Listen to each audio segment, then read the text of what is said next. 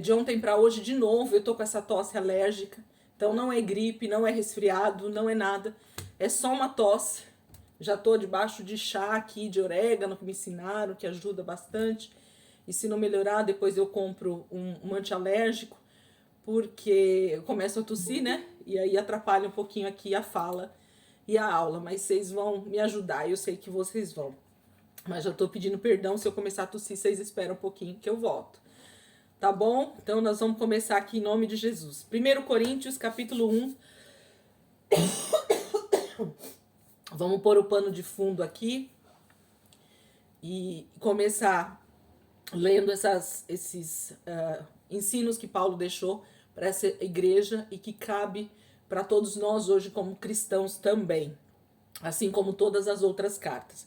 Gente, então Corinto, uma cidade lá no nosso mapinha, quem tá com o mapa aí, se quiser pegar para se localizar, só para identificar.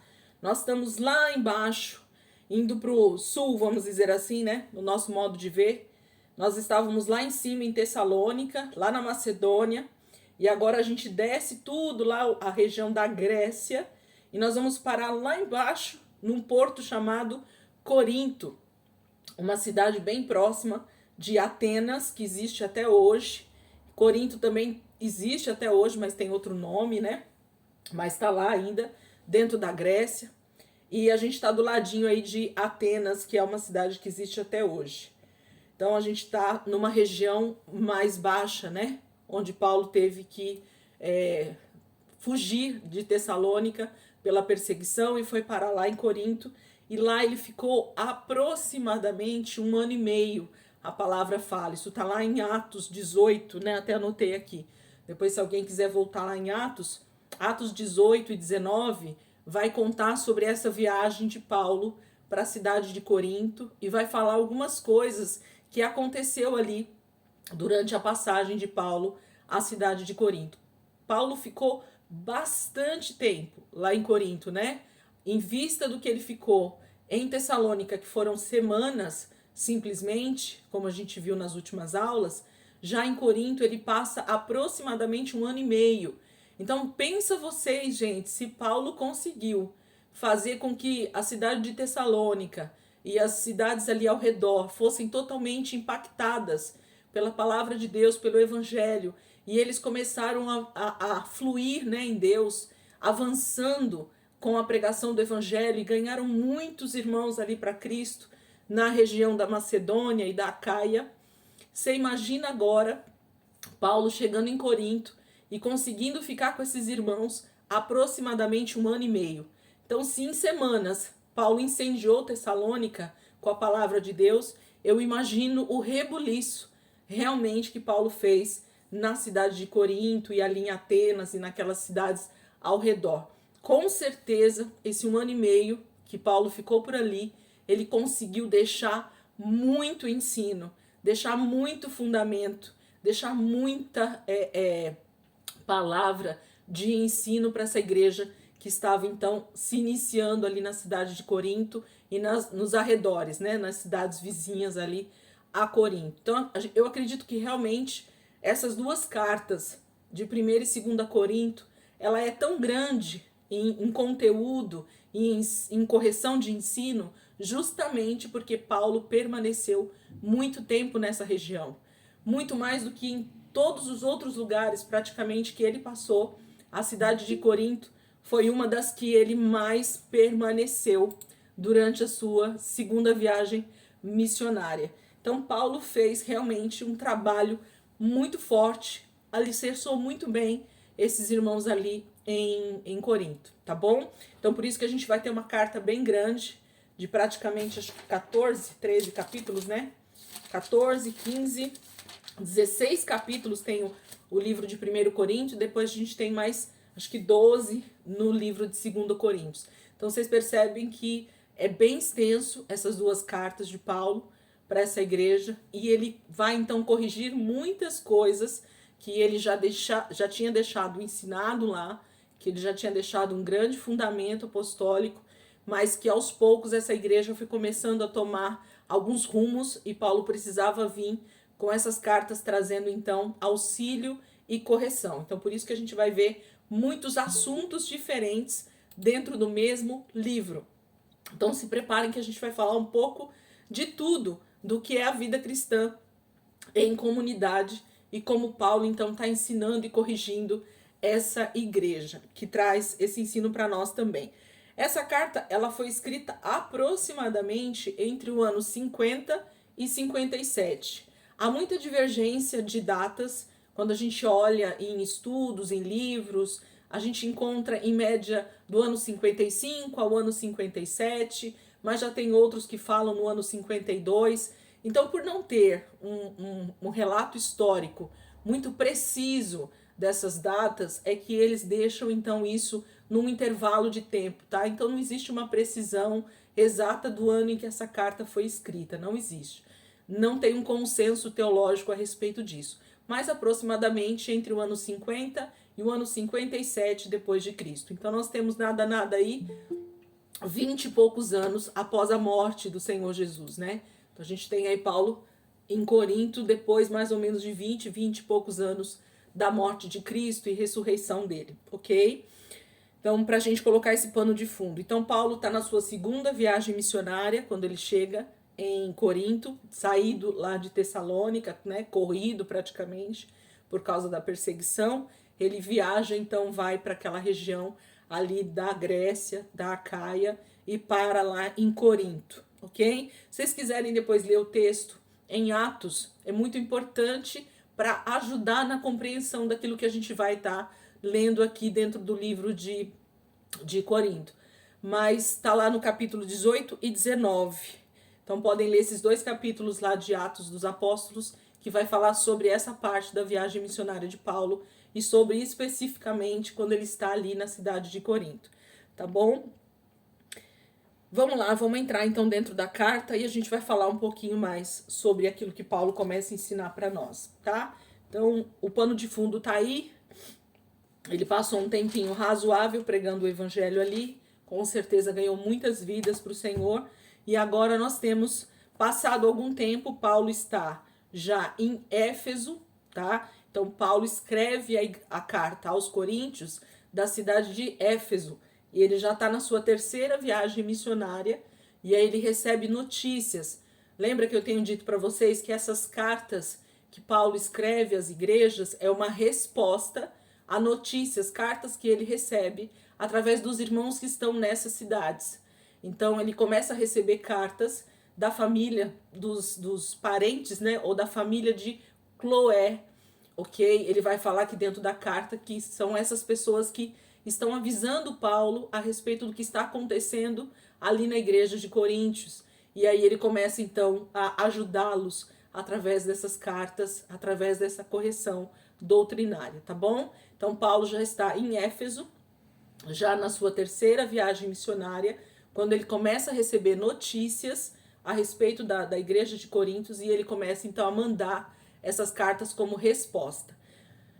Só para voltar e vocês entenderem. Elisângela, mas você falou da segunda viagem missionária e você falou então que Paulo ficou 1 ano e meio. Sim, isso quando ele estava na segunda viagem missionária, ele passa por Corinto e fica 1 ano e meio lá. Então esse é o período que ele ficou lá durante a segunda viagem e que ele então implanta, né? Que ele faz essa igreja nascer ali, né? Ser formada na cidade de Corinto e aos arredores ali, né? Mas depois disso ele vai embora. A palavra vai falar para nós esse caminhar aí que Paulo faz.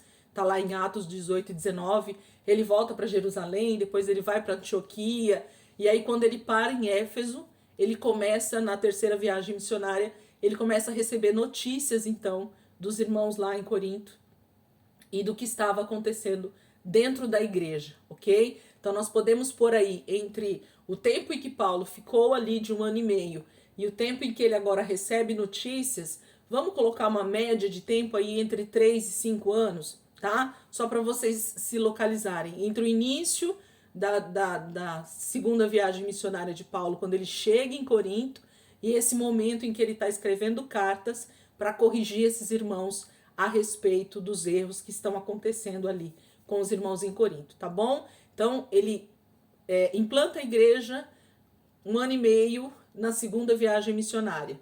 E só então, depois de algum tempo, que ele já tinha ido embora, passado algum tempo, ele começa a receber notícias através dos irmãos, né, da família de Cloé, e ele então manda essas cartas em resposta para eles, mas ele já está em Éfeso, ele já está ali na cidade de Éfeso, e aí ele começa a mandar essas cartas para Corinto, ok?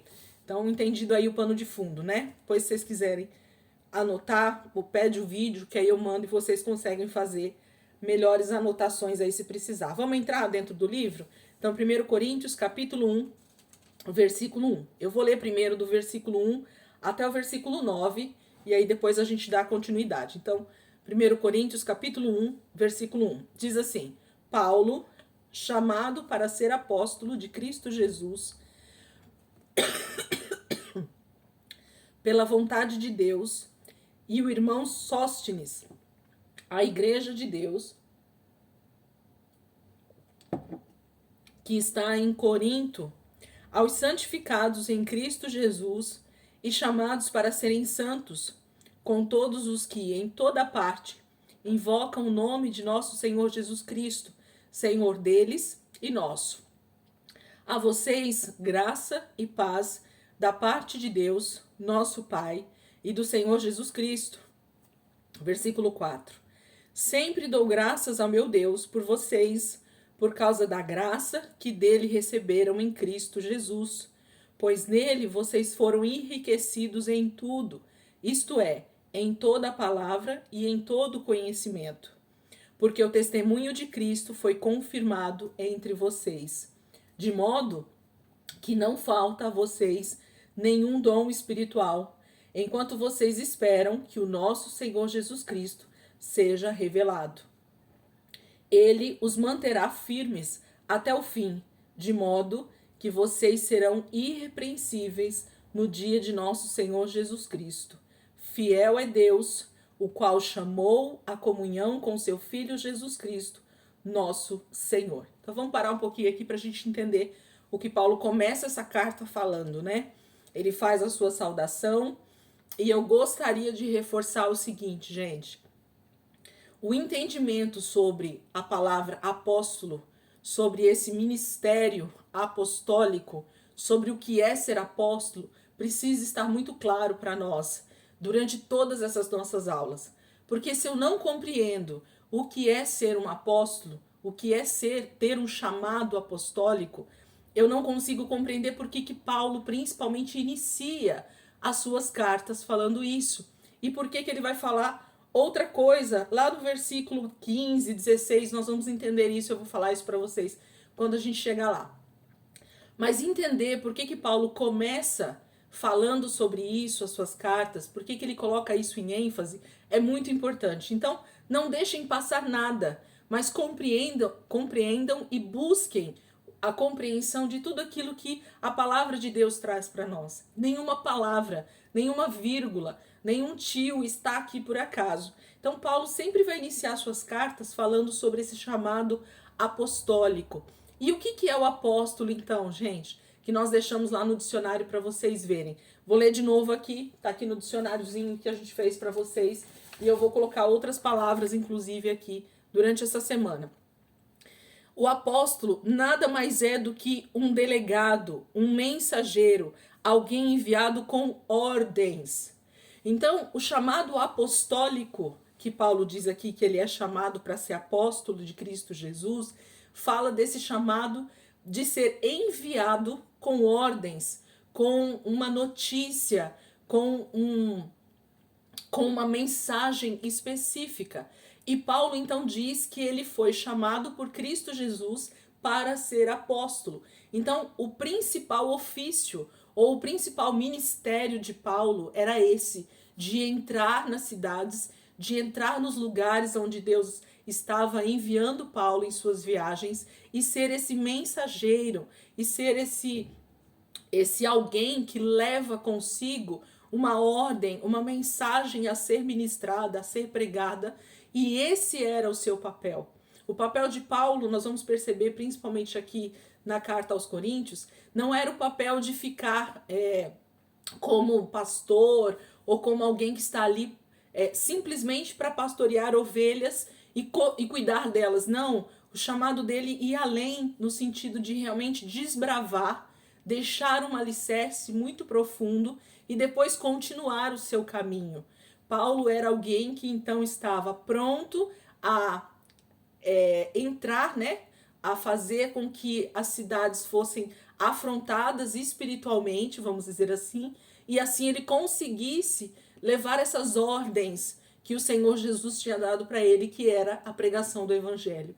Então, entender o ministério apostólico é muito mais importante para nós, para que a gente consiga entender o chamado de Paulo, por que Paulo tinha essas atitudes, por que ele falava dessa forma, porque ele tinha um chamado específico nessa grande comissão do ID.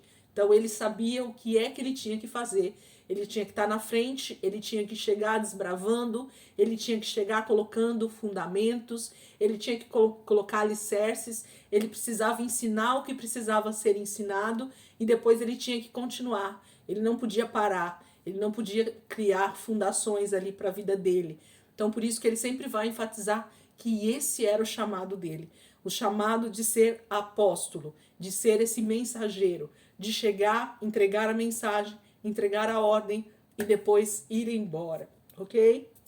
Então depois, se vocês puderem, a gente vai se aprofundar nisso quando a gente chegar na carta aos Efésios, quando falar dos ministérios, a gente vai falar um pouco melhor sobre cada um deles. Mas por isso que ele começa as cartas dele falando sobre o seu chamado apostólico, o seu chamado para ser apóstolo, ok?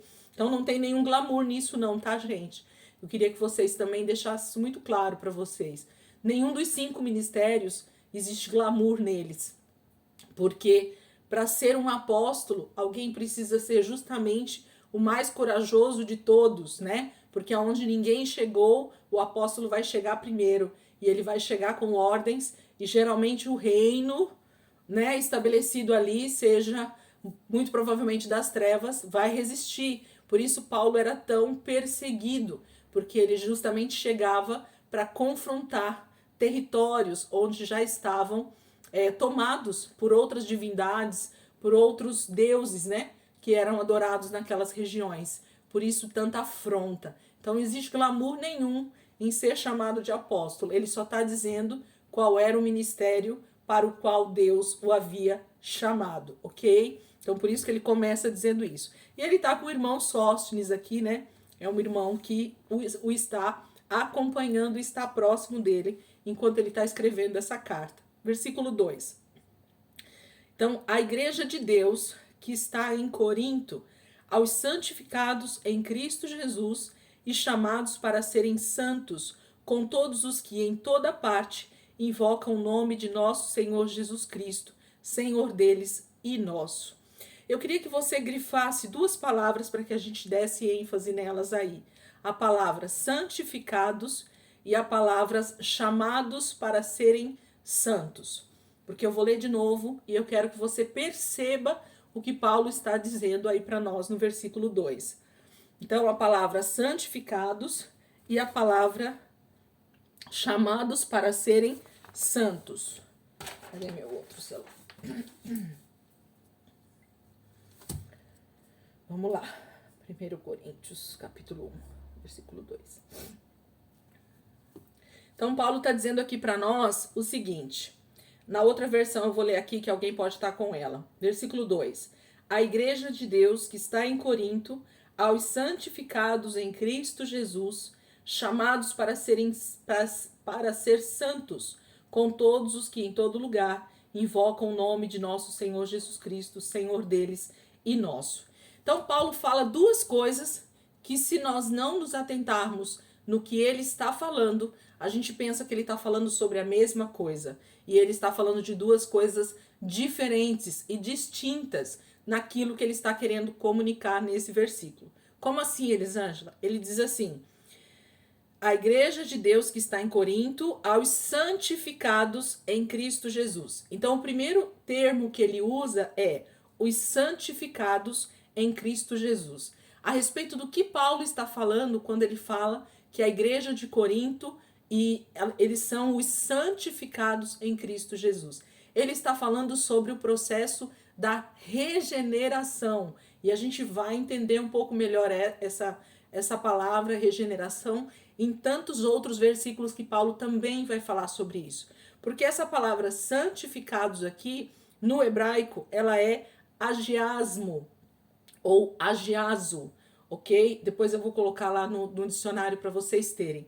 Então, essa palavra santificado é uma palavra que está dizendo que essa pessoa foi separada, ela foi reconhecida como santa. Por exemplo, quando Moisés, vou dar um exemplo só para vocês entenderem o que isso significa. Quando Moisés separa Arão para o ministério de sacerdote, o que Deus pede para Moisés fazer com Arão? Para que Moisés, então, santificasse, separasse Arão para aquele ministério. E o que ele fazia, então, com Arão? O que ele fez, né, para que isso acontecesse? Ele trocou as vestes, ele derramou óleo sobre Arão, ele fez uma convocação de todo o povo de Israel e mostrou Arão para todo o povo como sendo agora o sacerdote. Ele colocou as leis que Arão deveria seguir a partir daquele momento. E Arão já não era mais um cidadão judeu, israelita, como todos os outros. Ele tinha responsabilidades no que diz respeito às suas atitudes e a sua maneira de viver a partir daquele momento. Sim ou não, como diz alguns professores? É isso que aconteceu com Arão, quando ele foi separado por Moisés? Ele podia ter atitudes como qualquer outro israelita? Ele podia ir no velório? Não. Ele podia, sei lá, usar roupas, qualquer tipo de roupa? Não. Ele podia comer qualquer tipo de coisa? Não. Então, quando a gente olha, né, a separação, a consagração de Arão, em especial, a gente vê pré-requisitos que Deus instituiu para que Arão passasse a ser sacerdote. E é exatamente disso, dessa separação, dessa consagração, Arão passa a ser consagrado a Deus. Arão passa a ser uma pessoa totalmente separada para Deus a partir daquele momento. Agora, a pergunta que faço, que é a mais importante, prestem atenção no que eu vou falar. Depois que Arão foi consagrado, Arão pecou ou nunca mais pecou?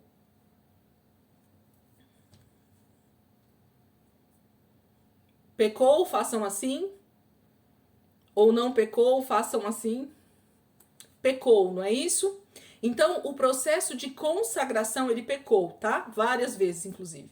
Ele precisava todo ano oferecer, ou todas as vezes que ele pecava, ele precisava ainda continuar oferecendo sacrifícios pela sua vida para que ele pudesse entrar no Santo dos Santos e tudo mais. Então, a partir do momento que Deus consagrou Arão, ele passa a ser consagrado, separado, ter um ofício específico. Mas isso não quer dizer que ele nunca mais iria pecar, mas que havia então uma possibilidade de reatar, né, de se trazer de novo para perto de Deus através dos sacrifícios. É exatamente disso que Paulo está falando com a igreja também de Corinto.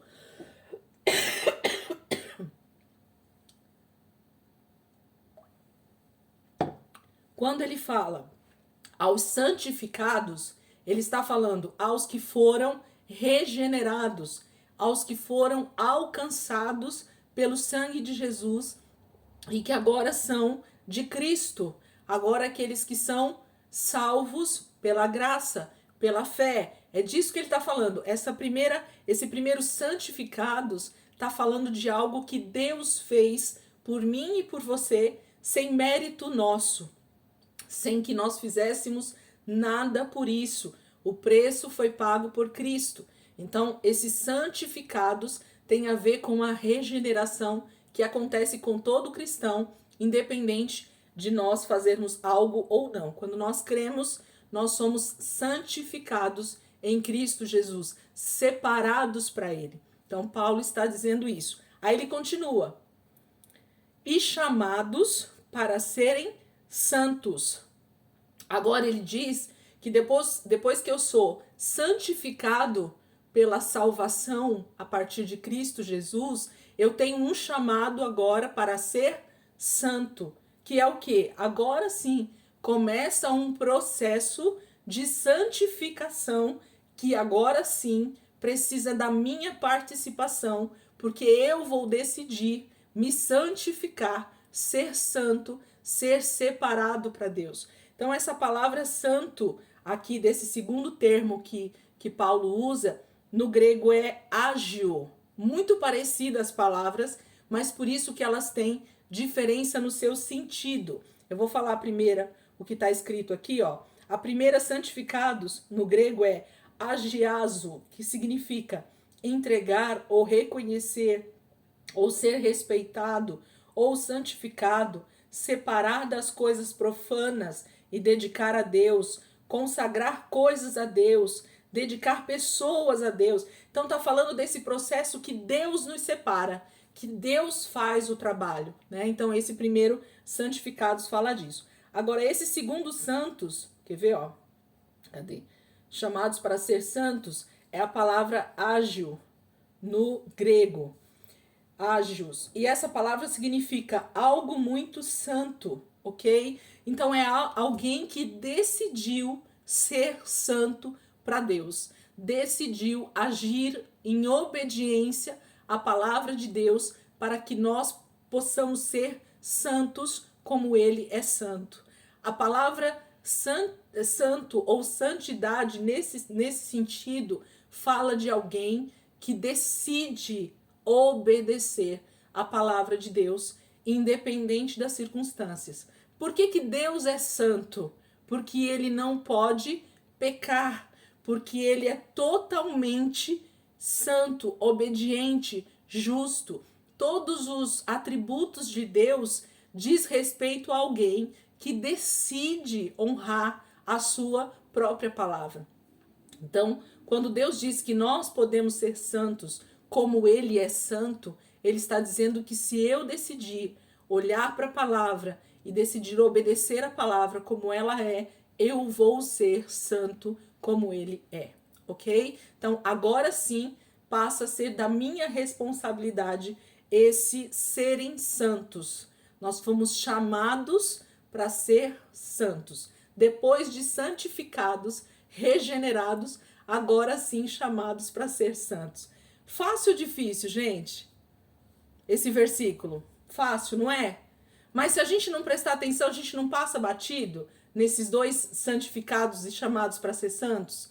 Eu fico maravilhada quando eu olho para a palavra e nós identificamos esses detalhes, porque aí sim o que Paulo começa a falar a partir disso para essa igreja passa a ter sentido. Porque quando a gente lê isso de forma corrida e a gente não compreende do que ele está falando ou por que ele está falando isso, passa a ser algo assim, às vezes, até incompreensível para nós. Porque fala, mas por que Paulo está falando dessa forma?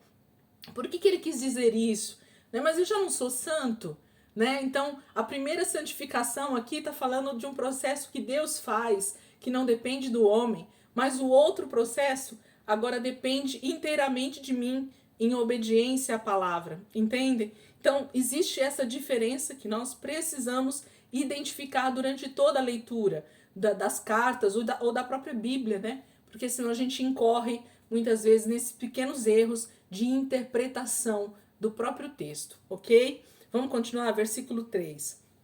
A vocês, graça e paz da parte de Deus, nosso Pai, e do Senhor Jesus Cristo. Versículo 4. Sempre dou graças a Deus, ao meu Deus, por vocês, por causa da graça que dele receberam em Cristo Jesus. Então, há uma graça sendo abundante sobre a vida do povo de Corinto. Paulo está dizendo que essa graça, por causa da graça que dele receberam em Cristo Jesus, existe uma graça sendo derramada sobre a vida deles e sobre a nossa. Pois nele, versículo 5, vocês foram enriquecidos em tudo, isto é, em toda palavra e em todo conhecimento. Então, Paulo está dizendo que a igreja de Corinto recebeu uma graça tão maravilhosa da parte de Deus e tem recebido da parte de Deus. E isso fez com que eles tivessem sido enriquecidos em tudo. Gente, essa palavra enriquecidos no original, vamos lá, para a gente poder compreender. Vai estar tudo lá no dicionário para vocês, tá? Esse enriquecidos é a palavra ploutizo, que significa tornar-se rico, enriquecer. O mais importante, ó, estar ricamente suprido. Sabe o que significa essa palavra enriquecidos em tudo? Paulo está dizendo que a igreja de Corinto, os irmãos de Corinto, eles estão plenamente supridos em tudo que essa igreja precisa de Deus. Então, se a igreja precisa de dons, Deus tem derramado dons. Se a igreja precisa de ministérios, Deus tem derramado ministérios. Se a igreja precisa de mais amor, Deus tem ministrado o entendimento sobre amor. Então, Paulo está dizendo que a igreja de Corinto e nós hoje podemos estar cientes de que por causa da graça que Deus tem derramado sobre nós, aquela graça que a gente entendeu já o que é essa capacitação que vem de Deus, ela tem nos enriquecido em tudo. Então, nós cristãos, quando temos a graça do Senhor sobre nós, Paulo está dizendo que em tudo nós somos supridos por Deus, em toda necessidade espiritual principalmente, ok? Porque é disso que Paulo praticamente vai falar em todas as duas cartas aos Coríntios, sobre as questões espirituais. Paulo não vai falar sobre questões naturais. Paulo não vai falar sobre questões de instituição como igreja. Oh, Jesus.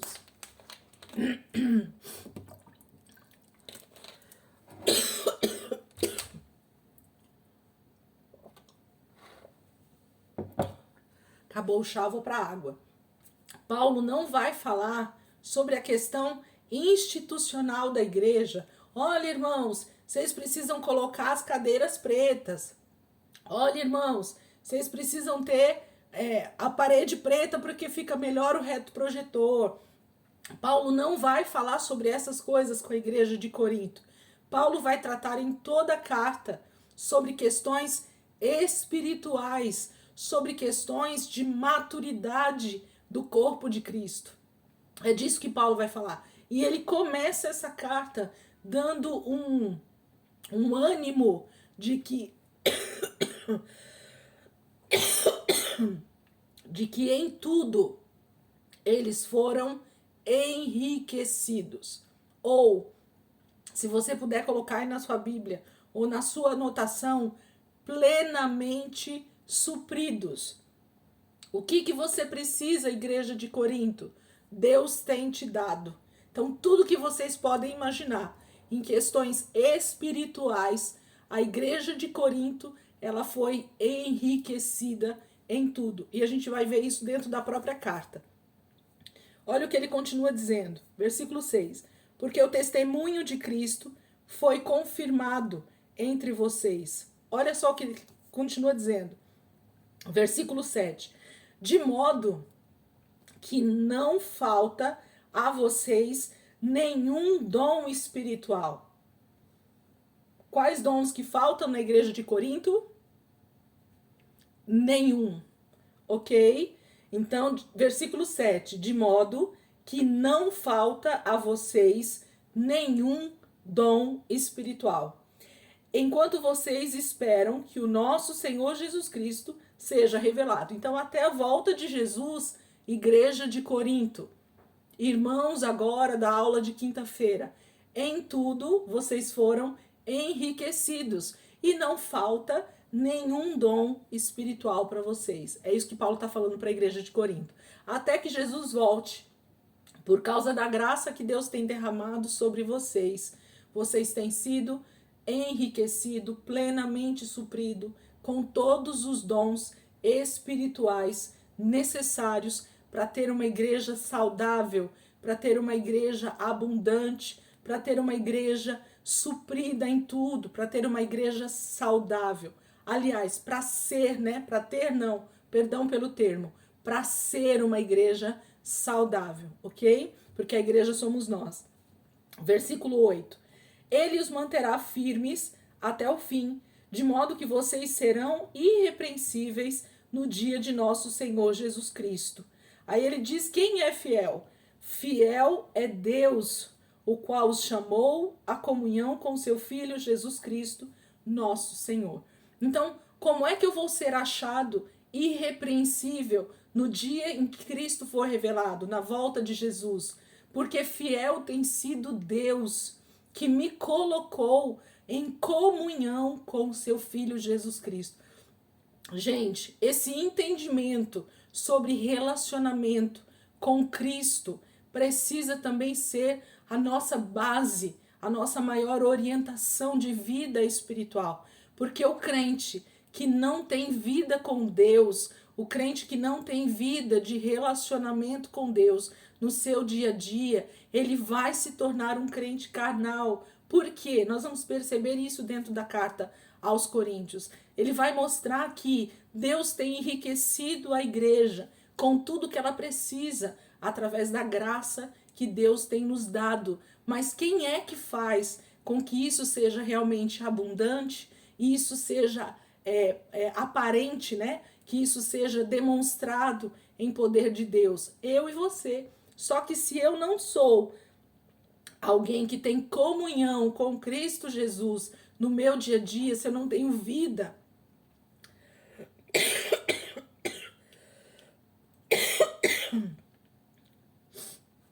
de relacionamento com Deus, isso vai fazer com que eu fique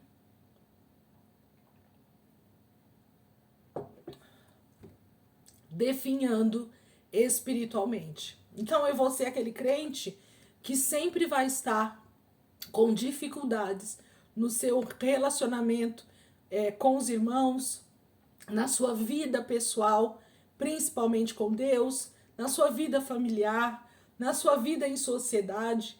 A vida tende a patinar. Por quê? Porque existe uma receita sendo dada para nós através da palavra de como é o caminhar de um verdadeiro cristão, de alguém que foi santificado e chamado para ser santo, e depende de mim e de você para que nós sejamos isso que Cristo tem deixado para nós, tem feito por nós. Então, o processo de salvação, através dessa primeira santificação, que é o aceitar Jesus, não faz de mim e de você alguém já totalmente santo para Deus. Não. O primeiro processo é só o início. É a largada de uma vida em que eu vou, então, caminhar num processo de comunhão com Cristo Jesus. E isso vai fazer com que essa santificação, esse ser santo, vai crescendo em mim. E o que isso vai, então, refletir? Na manifestação dos dons e do ministério que Deus tem na minha vida. Eu passo a ser uma parte do corpo de Cristo que vai fluir perfeitamente naquilo para o qual Deus tem me chamado. Se eu entender isso, nós vamos começar a ler o livro de Coríntios e vocês vão compreender por que Paulo está corrigindo situações na vida dos irmãos, ok? Entendido até aqui? Fácil ou difícil? Fora a tosse, né? Vamos que vamos. Ai, ai. Vambora. Eu costumo dizer que Paulo, ele dá esses primeiros 9 versículos jogando confete nos irmãos de Corinto. Por quê? Porque agora, a partir do versículo 10, ele vai começar realmente a falar aquilo para o qual ele está escrevendo. Ele vai começar agora a dizer exatamente o propósito dessa carta. E agora ele não vai ser bonzinho mais. Agora ele não vai ser mais muito legal. Então esses primeiros 9 versículos Paulo relembra os irmãos a respeito desse amor e dessa graça que tem sido derramado sobre a igreja, mas agora ele chama esses irmãos para a responsabilidade desse chamado. Vamos lá? Versículo 10 até o versículo 17. Do 10 ao 17. Vamos ler? Diz assim: Irmãos, em nome de nosso Senhor Jesus Cristo, suplico a todos vocês que concordem uns com os outros no que falam, para que não haja divisões entre vocês. Antes, que todos estejam unidos num só pensamento e num só parecer. Meus irmãos, fui informado por alguns da casa de Cloé de que há divisões entre vocês. Com isso, quero dizer que algum de vocês afirma: eu sou de Paulo, ou eu sou de Apolo, ou eu sou de Pedro, ou ainda eu sou de Cristo. Acaso Cristo está dividido? Foi Paulo crucificado em favor de vocês? Foram vocês batizados em nome de Paulo? Dou graças a Deus por não ter batizado nenhum de vocês, exceto Crispo e Gaio, de modo que ninguém pode dizer que foi batizado em meu nome. Batizei também os da casa de Estéfanas. Além desses, não me lembro se batizei alguém mais, pois Cristo não me enviou para batizar, mas para pregar o evangelho, não porém com palavras de sabedoria humana, para que a cruz de Cristo não seja esvaziada. Tem alguma versão muito diferente do que eu li, gente? Como que tá aí a versão de vocês? Tá muito diferente do que eu li? Acho que não, né? Vamos lá, então. Vocês percebem o tom de voz que mudou de Paulo? Ou só eu que percebo isso? Ele já começa o versículo 10, na minha opinião, meio que dizendo assim: irmãos, em nome do Senhor Jesus Cristo. Parece que eu vejo Paulo falando, né? Ou pensando como é que ele está escrevendo, né? Ele está aqui. Você fala igual Paulo. Agora, quando você fala isso. Eu acho. Eu acho que, né? Ou talvez ele até foi um pouquinho pior, né? Se fosse ele falando. Porque ele era colérico igual você, Daiane. Então, ele ia falar um pouquinho diferente. Ainda sou um pouquinho mais mansa. Mas os coléricos aqui entendem o que eu tô dizendo. Então, o colérico, ele vai falar já meio que dando, né? Daquele jeito, com a voz bem enfática. Então, ele começa dizendo: irmãos, em nome de nosso Senhor Jesus Cristo, suplico a todos vocês que concordem uns com os outros no que falam, para que não haja divisões entre vocês, antes que todos estejam unidos num só pensamento e num só parecer. Sabe o que estava acontecendo com o povo aqui da igreja de Corinto, gente, da cidade de Corinto e das redondezas ali? Começou a nascer as placas de igreja, sabia? Aqui começa a nascer as placas de igreja. Porque eles dizem assim, ó. Porque tem uns de vocês aí que estão dizendo: eu sou de Paulo, então eu sou assembleia. Eu sou de Apolo, não, eu sou presbiteriana. Eu sou de Pedro, não, acho que eu sou adventista.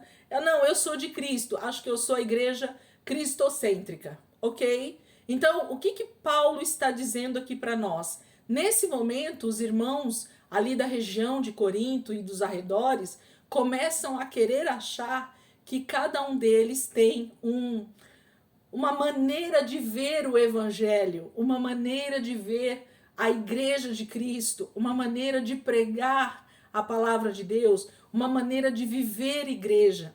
E aqui começa a ter as chamadas divisões. Por isso que eu brinquei aqui falando que começam a nascer as placas de igreja, porque é exatamente isso que faz com que existam tantas placas, tantos ministérios, tantos nomes de igrejas de Cristo na Terra. Vamos fechar? Porque eu vou começar a falar aqui e eu vou me empolgar e eu não quero perder o raciocínio.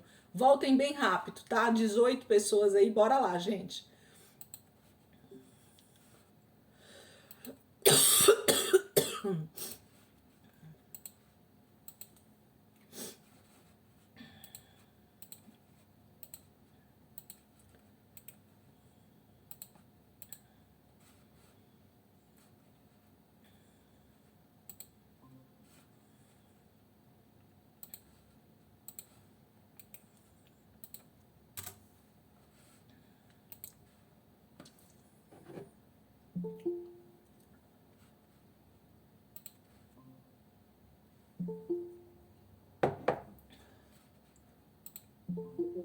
Depois a gente vai fazer chamada oral corriginado, viu? Por quê? No começo da aula, ele mandou eu perguntar o livro que ele ia abrir. Aí eu mandei ele abrir Tito, e Tito estava com a abinha para dentro da Bíblia. Consultou. Ficou bravo achando que não tinha Tito da Bíblia. Ai, Jesus.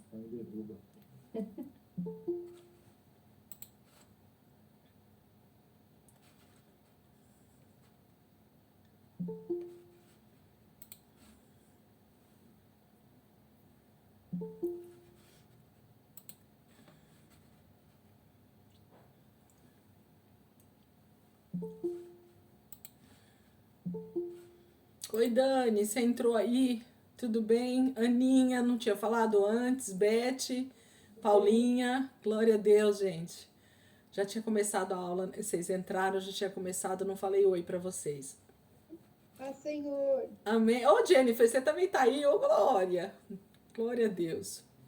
Deus é bom. Eu cheguei atrasada, mas entrei. Mas cheguei, é isso que importa. Graças a Deus por isso. Vamos lá, gente, então, para eu não perder o foco aqui. Tem gente faltando aí, mas deve estar voltando.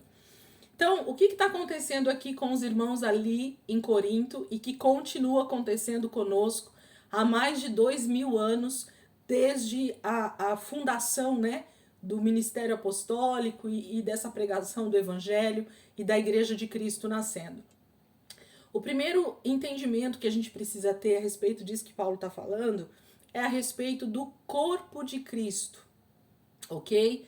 Então, eu preciso entender que existe uma cabeça e existe um corpo.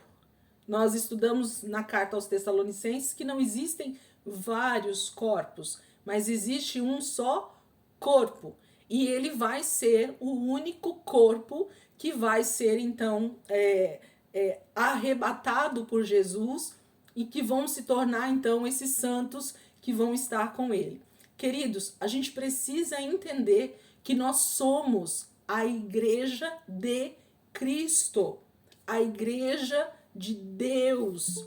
Não existe a igreja de fulano, de ciclano, de beltrano, da placa X ou Y ou Z. Não existe, nós somos o corpo, um corpo só. Não existem vários, só existe um corpo. Então todos os irmãos que creem em Jesus Cristo como Senhor e Salvador das suas vidas, eles são nossos irmãos e são então junto conosco esse corpo de Cristo que está sendo edificado. Então, qual tem sido o problema da igreja de Corinto e qual tem sido o problema da igreja no século 21 também?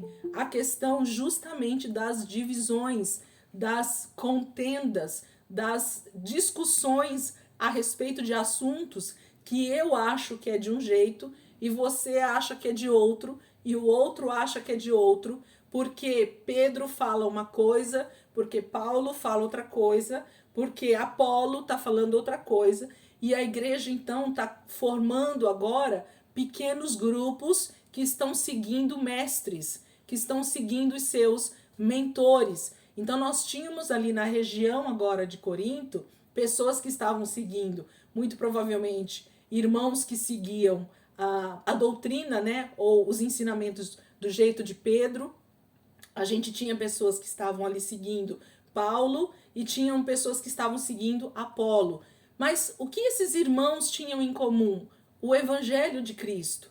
E eu não consigo crer de verdade que tanto Pedro, quanto Paulo, quanto Apolo, eles estavam pregando evangelhos diferentes. É impossível que isso estivesse acontecendo naquele tempo, porque todos eles tinham recebido de uma mesma fonte, todos eles tinham recebido de uma mesma essência e estavam vivendo isso.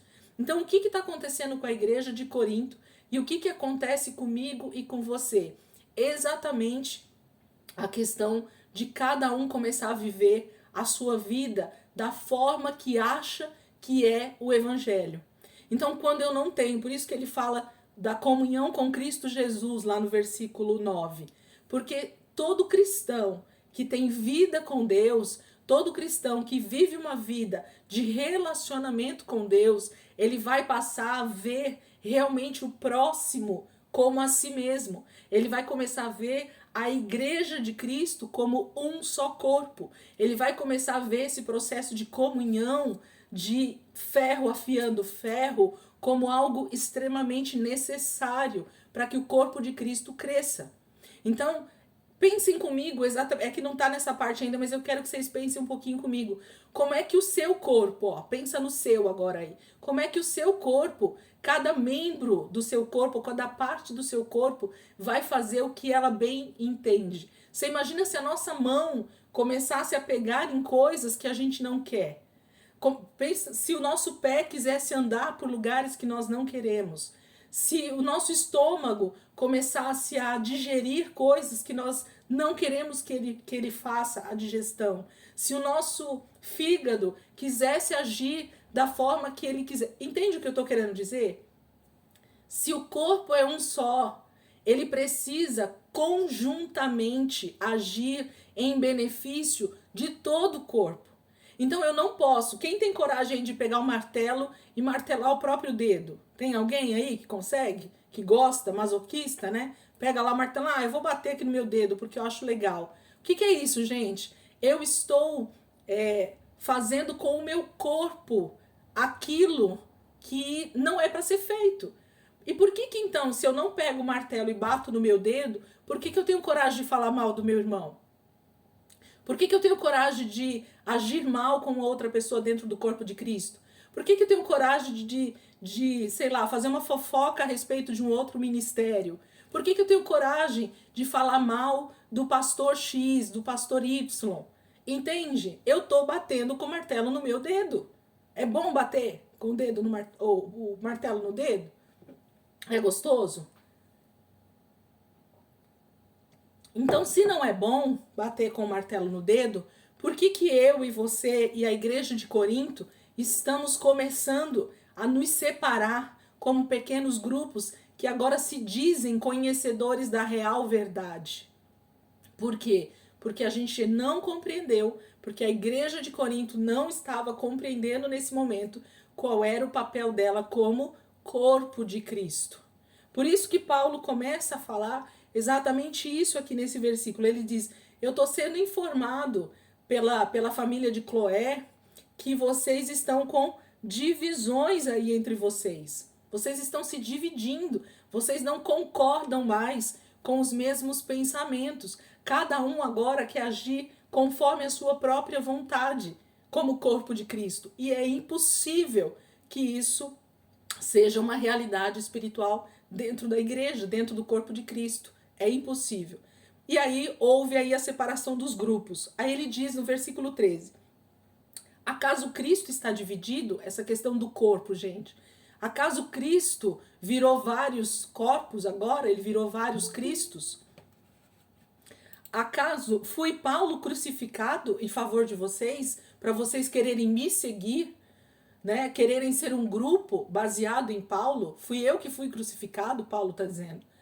Aí ele continua dizendo, foram vocês batizados em meu nome, em nome de Paulo? É em meu nome que vocês são, então, santificados? Que vocês são regenerados? Que vocês são trazidos à vida novamente? E aí ele fala, graças a Deus que o meu chamado, olha aqui, gente, que eu comecei a falar no versículo 1. O chamado de Paulo era ser apóstolo. Então, qual era o chamado de Paulo? Chegar numa cidade com ordens, segundo a palavra de Deus do ID, implantar o evangelho, pregar o evangelho, alicerçar aqueles irmãos e que eles, o corpo de Cristo, fizessem agora o trabalho que cada um precisa fazer. Então, aquele líder que ele se torna alguém totalmente centralizador, né? Autoritário, aquele que traz tudo para cima dele mesmo, não deixa ninguém fazer nada, ele está justamente agindo mal com o corpo. Você imagina se você coloca agora o seu cérebro para fazer todas as funções de todo o seu corpo.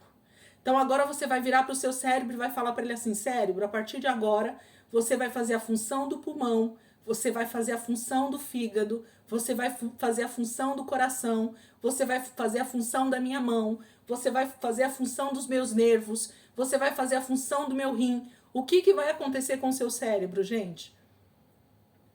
Alguém pode dizer para mim?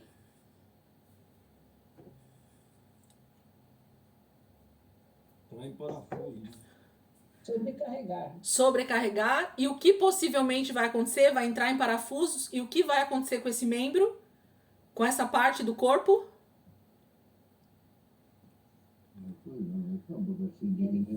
Vai morrer. Ok? Vai morrer. Ok? Por quê? Porque ele está sendo colocado uma sobrecarga que não é dele, que não é daquele membro, que não é daquela parte do corpo, não é responsabilidade dele, e ele não vai dar conta. Então, quando eu e você não estamos agindo de acordo com o nosso chamado, de acordo com aquilo que Deus colocou nós para fazermos no corpo, nós consequentemente estamos fazendo duas coisas. Ou trazendo para nós essa centralização daquilo que não é nosso, e nós estamos sobrecarregados, e por isso há muitos que dormem, muitos mortos espirituais, ok? Porque eles estão fazendo o que não foram chamados para fazer. E em contrapartida, nós podemos estar sendo passivos a respeito do nosso chamado e não agindo justamente de acordo com aquilo que Deus nos chamou. Ou eu posso estar fazendo demais, ou eu devo estar fazendo de menos. E isso está sobrecarregando alguém, ou está me sobrecarregando a respeito do trabalho do corpo. Consegue entender? Nós vamos entrar melhor nesse assunto um pouquinho mais para frente. Mas é uma responsabilidade muito grande Paulo dizer que ainda bem que ele não batizou a galera. Por que ele está dizendo isso, gente? Porque esse não era o trabalho de Paulo dentro do corpo. Ok? É isso que ele está dizendo. Não é o meu trabalho. O meu trabalho é ser apóstolo. É glamuroso? Não, ele está dizendo, eu sei qual é a minha responsabilidade no corpo de Cristo. Eu sei para que Deus me chamou. Eu sei qual é o propósito de Deus para minha vida. É avançar com a pregação do evangelho, fazendo isso que eu estou fazendo. Agora, a hora que eu implanto a igreja, a hora que eu faço a coisa fluir aqui, eu deixo irmãos capacitados para continuar o trabalho. E o corpo de Cristo, então, trabalha. Agora o pulmão pode ser pulmão, agora o fígado pode ser fígado, agora o cérebro é Cristo, glória a Deus, agora a mão pode pegar, o pé pode andar, e a igreja começa, então, a funcionar perfeitamente, sem nenhuma sobrecarga, sem nenhum problema. E se nós temos pensado de forma errada, se nós temos agido com pensamentos errados, é porque nós não estamos funcionando dentro do corpo. Por quê? Quem é a mente da igreja? Quem é o cérebro da igreja? Cristo. Cristo. Opa! Então, se nós temos criado divisões por pensamentos diferentes, quem é que está tomando o lugar de Cristo na igreja? Eu e você. Nós estamos deixando de ser corpo. Você não é cabeça. Você é corpo. Então, funcione como corpo. Deixa a cabeça funcionar. Deixa a mente, que é Cristo, fluir, né? É do cérebro que vai todas as funções para o corpo. É ou não é, gente? É do cérebro que parte todas as funções para o nosso corpo. Então, se nós temos tomado o lugar de Cristo e feito, então, o trabalho do cérebro, da cabeça, quem que está errado? Eu e você. É isso que Paulo está falando para esses irmãos aqui. Vocês não concordam com o que realmente precisa concordar, com o que o evangelho é. Está havendo divisões porque tem gente tomando o lugar de Cristo, tem gente tomando o lugar do cérebro, da cabeça da igreja. Então, irmãos, prestem atenção, Paulo está dizendo para os coríntios. Vamos continuar? Gente, vai ser coisa boa demais. Eu amo esse livro. Vocês vão se deliciar com aquilo que Paulo está ensinando para nós e que ele estava ensinando para esses irmãos. Olha, eu posso dizer para vocês que é um dos livros, das cartas que eu mais gosto. Lógico que as outras também são, mas assim, em particular eu, Elisângela, gosto muito. da carta aos Coríntios. Vamos lá. Versículo 18 agora, e nós vamos até o 31, que é o término do capítulo 1. Ele diz assim: ah, não, deixa eu falar o último versículo aqui, para que a gente possa entender o que Paulo está dizendo. Versículo 17. Pois Cristo não me enviou para batizar, mas para pregar o evangelho. Não, porém, com palavras de sabedoria humana, para que a cruz de Cristo não seja esvaziada. Queridos, como que tá a versão de vocês? Como tá o finalzinho desse capítulo 17 aí? Me digam aí. Que a cruz de Cristo não perca o seu poder. Opa, quem mais? Porque Cristo enviou-me não para batizar, mas para evangelizar, não em sabedoria de palavras, para que a cruz de Cristo se não faça vã. Vã, ô glória, quem mais? Tem versão diferente aí. Pois Cristo não me enviou para batizar, mas para pregar o evangelho, não porém com palavras de sabedoria humana, para que a cruz de Cristo não seja esvaziada. Isso, que é essa versão da NVI. Na outra versão que eu tô lendo aqui no celular, diz assim, para que se não anule a cruz de Cristo. Gente, se o evangelho passar a ser sabedoria humana, se eu com palavras bonitas conseguir convencer o ser humano a respeito do pecado, da justiça e do juízo, para que Cristo deveria ter sido crucificado? Ok? É isso que Paulo está dizendo. Se nós pregarmos o evangelho com sabedoria, com palavra bonita, com teologia, né, bem montada, com a nossa própria inteligência, então Cristo não precisaria ter morrido na cruz. Seria vã a morte de Cristo. Então quem que nós precisamos pregar? Cristo e ele crucificado. É aquela cruz, é aquele sacrifício que convence o pecador do pecado, da justiça e do juízo. Não são as minhas palavras bonitas. Então esqueçam, para com essa bobagem, né, que a gente tem como cristão, de achar que se eu pegar um versículo bacana, se eu pegar um texto legal, eu vou pregar e eu vou convencer as pessoas do pecado delas. Jamais! Se a cruz de Cristo não for suficiente para isso, então nada mais vai ser. Então o que eu preciso pregar, gente? Cristo e esse crucificado. Prega o evangelho. Esquece de palavra bonita, de sabedoria humana. Esquece disso. Prega Cristo. Prega a palavra. Leia versículos bíblicos para as pessoas. Leia o que a palavra de Deus diz. E ela vai ser, nós vamos ler, estou me adiantando aqui, mas Paulo vai dizer, ela é o poder de Deus. Não é minha palavra bonita que é o poder de Deus, é o evangelho, é isso que está aqui, ó, escrito na palavra, é o que Cristo fez por mim e por você. Quando eu libero essa palavra, quando eu libero esse poder, é Ele que faz as coisas acontecer na vida do pecador. Então não existe palavra humana, bonita, que consiga fazer com que as pessoas sejam transformadas, restauradas, redimidas, ok? Então ele está falando para que a cruz de Cristo não seja esvaziada. Tem gente que tira Jesus da cruz e põe a palavra dele bonita, né? Como algo que salva as pessoas. Não, então tira Jesus da cruz e põe a sua sabedoria lá na cruz. Porque se é ela que está salvando, então tira Jesus e põe a sua sabedoria, certo? Não, errado, glória a Deus. É Cristo que precisa estar sendo pregado como crucificado por mim e por você. O sacrifício foi dele, ele se esvaziou, ele se fez carne. Então eu não faço nada, minha sabedoria humana não é nada diante dessa sabedoria de Deus. Versículo 18, agora em diante. Ele diz assim: pois a mensagem da cruz é loucura para os que estão perecendo, mas para nós que estamos sendo salvos é o poder de Deus. Pois está escrito: destruirei a sabedoria dos sábios e rejeitarei a inteligência dos inteligentes. Onde está o sábio? Onde está o erudito? Onde está o questionador desta era? Acaso não tornou Deus louca a sabedoria deste mundo?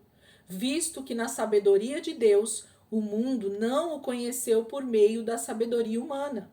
Agradou a Deus salvar aqueles que creem por meio da loucura da pregação. Os judeus pedem sinais milagrosos e os gregos procuram sabedoria. Nós, porém, pregamos Cristo crucificado, o qual de fato é escândalo para os judeus e loucura para os gentios. Mas para os que foram chamados, tanto judeus como gregos, Cristo é o poder de Deus e a sabedoria de Deus. Porque a loucura de Deus é mais sábia que a sabedoria humana, e a fraqueza de Deus é mais forte que a força do homem. Irmãos, pensem no que vocês eram quando foram chamados. Poucos eram sábios segundo os padrões humanos. Poucos eram poderosos. Poucos eram de nobre nascimento. Mas Deus escolheu o que para o mundo é loucura, para envergonhar os sábios, e escolheu o que para o mundo é fraqueza, para envergonhar o que é forte. Ele escolheu o que para o mundo é insignificante, desprezado, e o que nada é, para reduzir a nada o que é, a fim de que ninguém se vanglorie diante dele.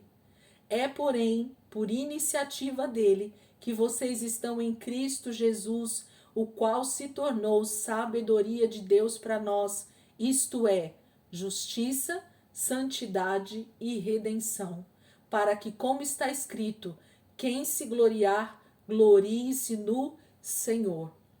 Gente, o que Paulo está dizendo nesses últimos versículos do capítulo 1 para nós é que quando nós olhamos a verdadeira essência do Evangelho, quando nós olhamos para a verdadeira essência da pregação do Evangelho, falar sobre Cristo, falar do que Cristo fez por nós na cruz, contar esse testemunho, né? Falar do que Cristo fez, parece exatamente isso que ele está falando, parece loucura, porque não existe um ser humano em sã consciência que morra em favor de pecadores.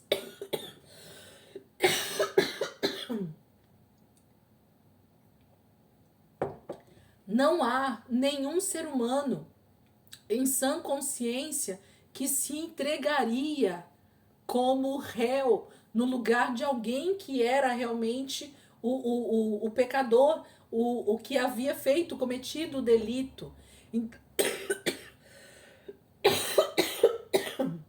Tem hora que piora, tem hora que melhora. Olhar para o entendimento que a gente tem hoje como cristãos, todos nós que estamos nessa sala aqui hoje, compreendemos o sacrifício de Cristo por nós e entendemos o que esse sacrifício fez em meu favor e em seu favor. E nós sabemos o quanto nós éramos realmente pecadores, o quanto nós éramos fracos em nós mesmos, o quanto nós estávamos caminhando para a morte eterna, para o castigo eterno, se não fosse o Senhor que tivesse nos alcançado pela sua graça, pelo seu amor. Então, quando a gente fala essas frases, parecem frases feitas, não parece? Mas se você olhar o conteúdo teológico, o conteúdo de Deus que está dentro dessas frases, então nós entenderíamos e desejaríamos fluir como corpo de Cristo de forma muito clara e muito objetiva para alcançar mais vidas. Por quê? Porque as vidas estão perecendo.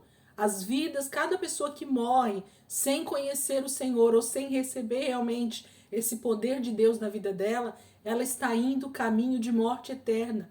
E nós estamos aqui com essa responsabilidade de sermos salvos para salvar. Gosto muito de falar essa frase, gente.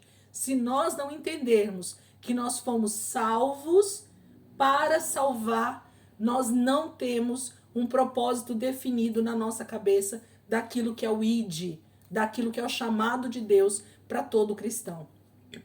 Então, ao nós compreendemos que esse é o chamado para nós e que nós não éramos nada e que nós éramos pecadores, que merecíamos o inferno, mas Cristo fez o sacrifício necessário para nos salvar, e por causa disso, então, a gente dá continuidade nisso, então nós precisamos rever nosso cristianismo.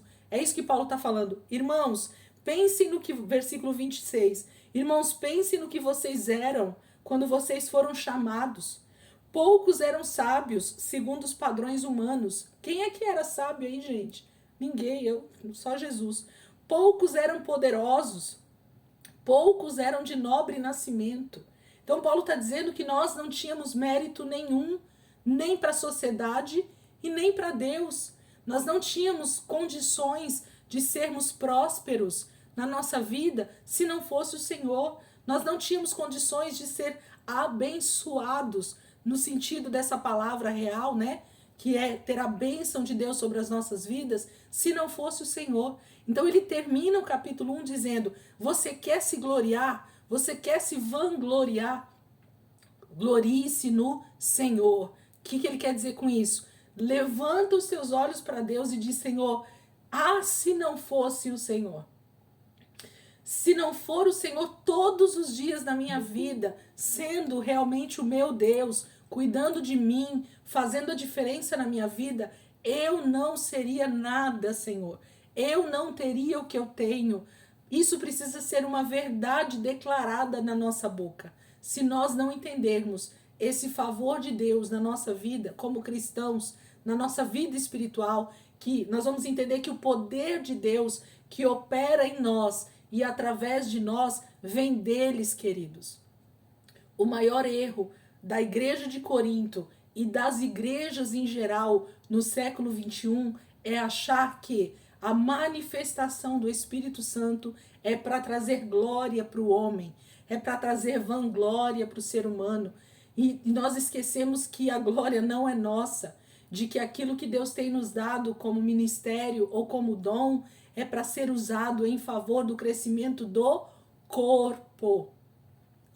Ou a gente compreende isso de uma vez por todas, ou Jesus vai voltar e a gente não vai entender por que as coisas aconteceram como aconteceram para alguns, no sentido de não serem arrebatados, de não serem salvos verdadeiramente. Então a gente precisa compreender essas coisas e agir segundo a palavra de Deus. Paulo está nos corrigindo nesses padrões de entendimento.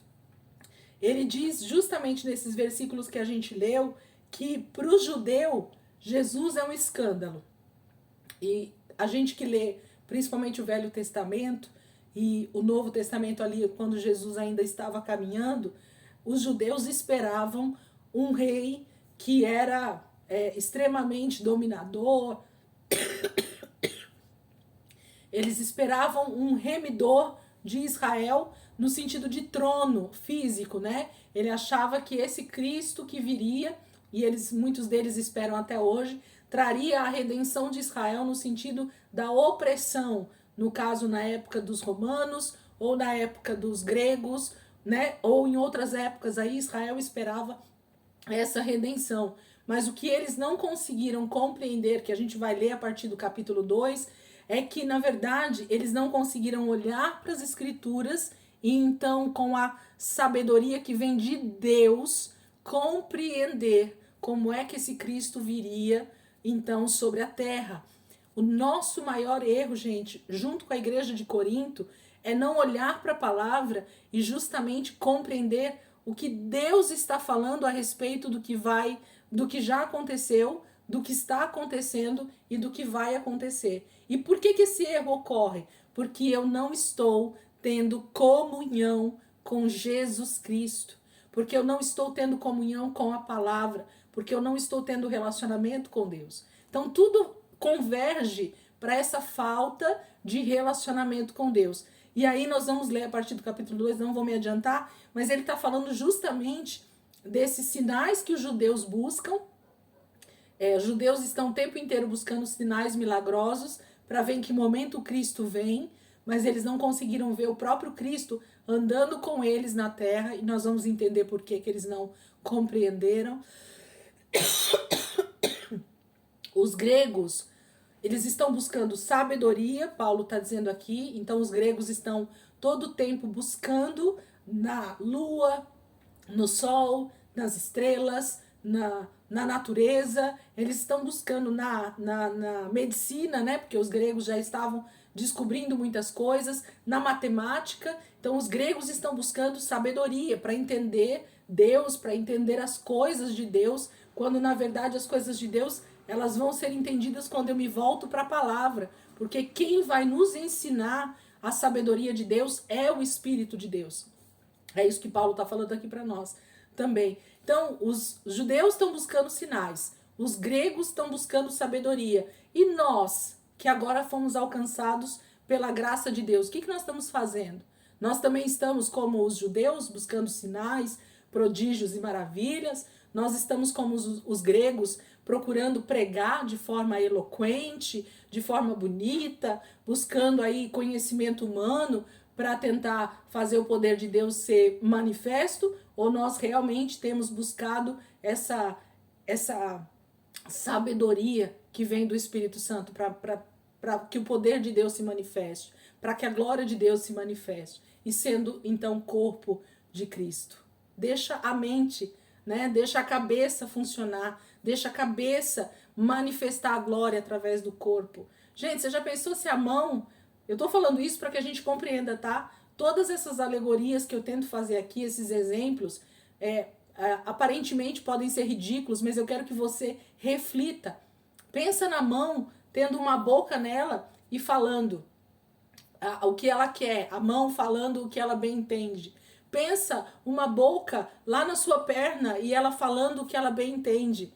Então, sabe, os membros tomando formas por si só, fazendo o que bem entendem das suas vidas, vai dar certo, gente? Para o corpo funcionar? Não. Por isso que o corpo fica desajustado, por isso que o corpo fica desalinhado, porque o corpo não está fazendo cada um o seu papel. Paulo está dizendo isso. A igreja precisa ter em Cristo, na cruz de Cristo, o poder de Deus para ser manifestado através do corpo. Então, cada um fluindo naquilo que Deus chamou para fazer e sendo cristãos, sendo vida de Deus, onde quer que a gente vá. É isso que Paulo está falando para nós. É disso que Paulo está corrigindo e falando para a igreja de Corinto, que eles já começaram a se desviar disso. Não faz muito tempo que Paulo saiu de lá. Não faz muito tempo que Paulo começou a ensiná-los a respeito das coisas de Deus. E eles têm sido enriquecidos em tudo, mas eles estão começando a se desviar do propósito original, que é o de ser corpo de Cristo, que é o de ser o poder de Deus sendo manifestado através de cada um. Vamos ler esse capítulo 2 até o versículo 5, que a gente termina esse contexto do que Paulo está falando. 2, versículo 1. Eu mesmo, irmãos, quando estive entre vocês, não fui com discurso eloquente, nem com muita sabedoria, para lhes proclamar o mistério de Deus. Pois decidi nada saber entre vocês, a não ser Jesus Cristo e este crucificado. E foi com fraqueza, temor e com muito tremor que estive entre vocês. Minha mensagem e minha pregação não consistiram em palavras persuasivas de sabedoria, mas em demonstração do poder do Espírito, para que a fé que vocês têm não se baseasse na sabedoria humana, mas no poder de Deus. O que Paulo está dizendo para a igreja aqui de Corinto, que ele está lembrando eles, é que quando Paulo chegou em Corinto, quando Paulo começou a evangelizar os irmãos de Corinto, quando ele começou a falar do evangelho naquela região, Paulo não foi com um discurso bonito como a maioria dos gregos tem, dos filósofos tem. E ele está falando de um contexto ali para que eles compreendam o que ele está falando. Paulo está falando com a região de maior influência filosófica da era de Paulo.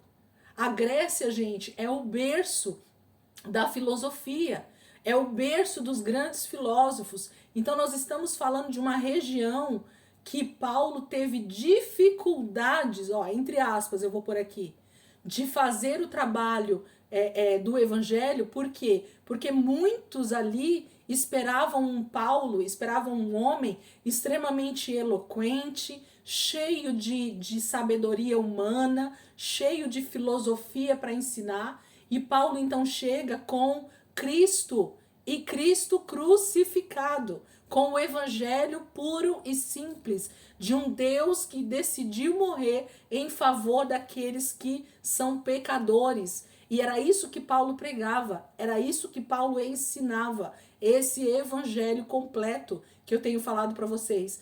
Paulo ensina a palavra de Deus de forma tão simples que ele causa justamente o impacto que precisa ser feito com a palavra de Deus, que é a conversão de vidas, que é a manifestação. Olha o finalzinho do versículo 4.